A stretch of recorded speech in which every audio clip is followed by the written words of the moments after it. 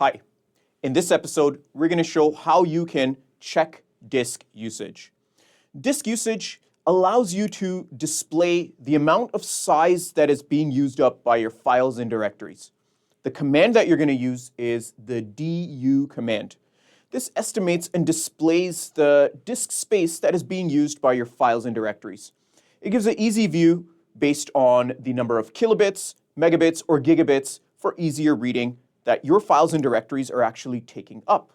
You can give a sum total if you're working for directories with the command sh, and of course, when inspecting and finding out about disk space usage, well, you can even exclude certain file types to not be included in your total calculations.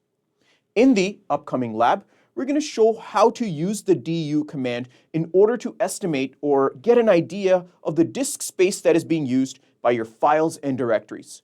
Please stay tuned for the next lab. In this episode, we're going to be talking about the disk use command, or du. Let's open up the activities, open up the terminal, and show you how it works. The du command simply estimates and displays how much disk space a file is using.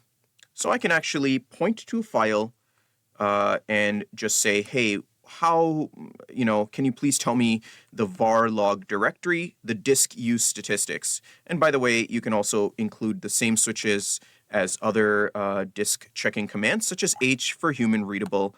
And again, we can see that the var log directory, currently it's only 9 megs, and breaking down log by log how big each log is. That's the generic way of seeing the du command.